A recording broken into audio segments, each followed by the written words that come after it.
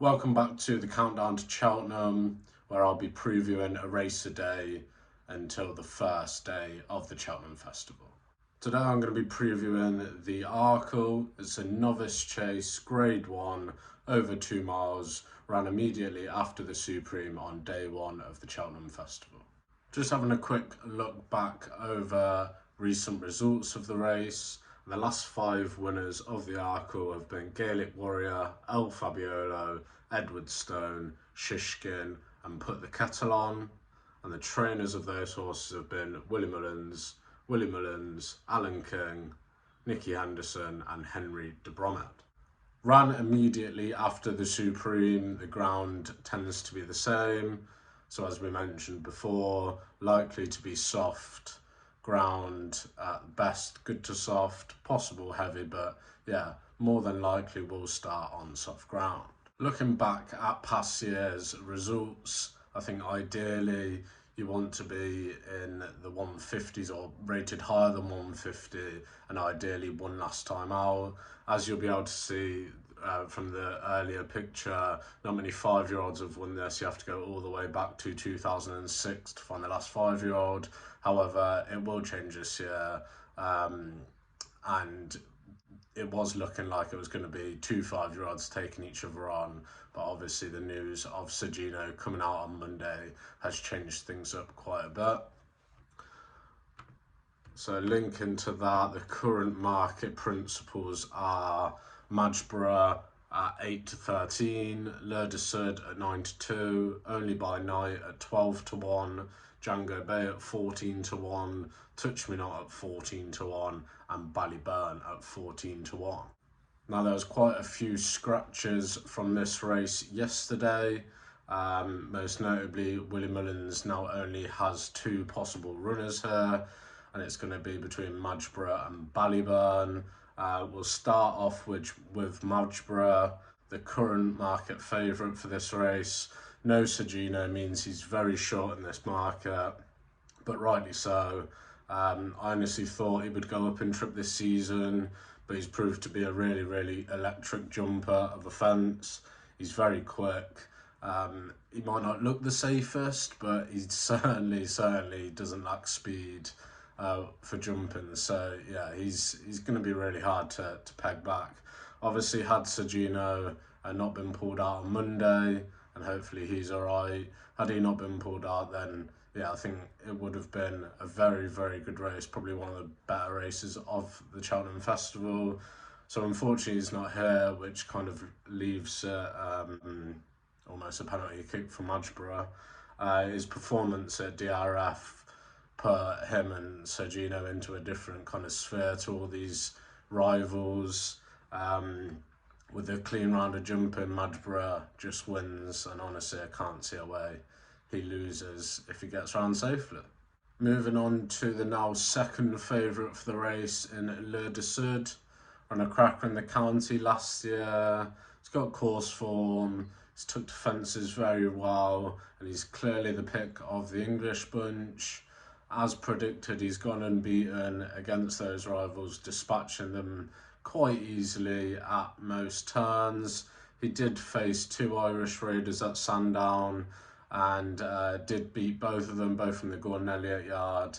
That race could have turned out a little bit differently, had a few different things not happened. A couple of mistakes in behind left him not much to do. I think unfortunately he's come into quite a hot Arkle year. Obviously one of the main market principles in Sergino is out, which gives him a slightly better chance of picking up the pieces, but unfortunately Madgeborough just looks a bit too good for him. The each way price has now gone. Unfortunately it was roughly 10 or 12 to 1 before Sergino came out, but now just 4.5 to 1. Not much juice in that, so yeah, he's going to find Madgeborough too good. Moving on to the only other Willie Mullins trained runner possible for this race. In Ballyburn, he stepped up to 3 miles at DRF last time and looked a lot better than he did against Sergino over 2 miles. I'd expect him to stay at 3 miles, which again probably just makes you even more confident that Madgebra's going to win. If Willie's confident that he only needs one in there, certainly doesn't need a pacemaker for Madgebra. So if he's happy with one, then I think he's almost certain or confident that he's good enough to go and win this race. So yeah, Ballyburn I'd fully expect to stay at the 3 miles. He's not going to be for me personally. I just think he's a better hurdler than he is a chaser. Yeah, so I can't see him going 14-1. Kind of suggests that.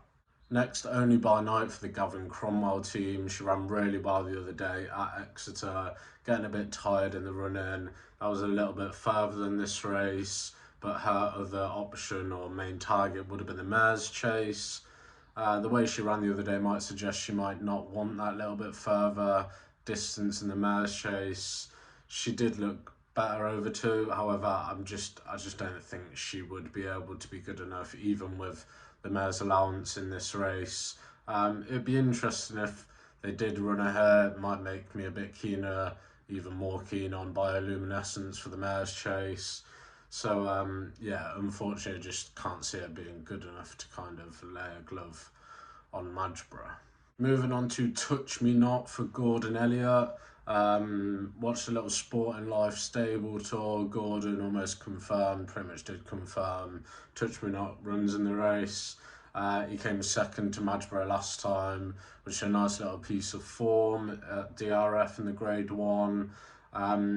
He's interesting for me because Gordon got this horse out of the English point-to-point scene. He was with the Tom Ellis yard, who do really well with young horses, hunter chasers, those types, breaking horses in quite early and schooling them, etc. He's a brilliant jumper, and the fact that Gordon's kind of gone a bit left field in sourcing this horse makes me think that he was always a lot better than anything that Ellis Yard had kind of brought through in the past. Yeah, as I say, he's a really good jumper. Had he not completely clad the last at Sandown, he'd have definitely given Lerdisud a better race. I think that kind of leaves him and Lerdisud to be the ones that chase home Madgebra, and I could see a repeat of the DRF where Touch Me Not reverses a bit of form with Lerdisud from Sandown, but confirms the kind of distance that Madgebra is a lot better than Touch Me Not. But at the current prices, 10, 12-1, almost 3 times bigger than Lerdisud, I think Touch Me Not is a play each way here. He might just be one where I wait for on the day to back without the favourite rather than each way, because I'm not actually sure he has a winning chance. The only way that he would be if Madgebra made a mistake. But yeah, I'd like to see that DRF form backed up here in the Arkle. And then last but not least, Django Bay might be the one that Nicky now switches due to the Sergino news. You'd imagine Nicky would have a runner in this race. Django Bay made a very, very impressive chase debut at Cheltenham, jumping extremely well for a debut and a lack of experience. Did step up in grade last time at Sandown and got beaten by handstands. That was over 2.5 miles. There is a chance he could drop down here. I think maybe you want to be beating handstands over that trip to have a chance here, but that was on heavy ground. He does jump well. Yeah, maybe he's as good as Lerdisud. They've just never really, met at that trip. Wouldn't be one that I'd be holding too much faith in, because he has just been routinely campaigned over 2.5 miles. It's been a long time since he's run over 2. For me, he'd probably just lack the pace at this level. So rounding off the Arkle, I think similar story to the Supreme in that there's a short enough price favourite that I wouldn't be getting involved in any singles right now. There's a chance he's not even short. He's not even bigger on the day, and he might get shorter. So Madgebra would be one for the multiples, especially on day 1.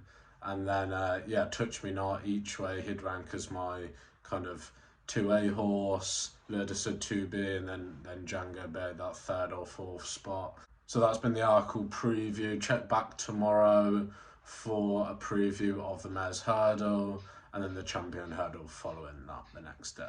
Nice one.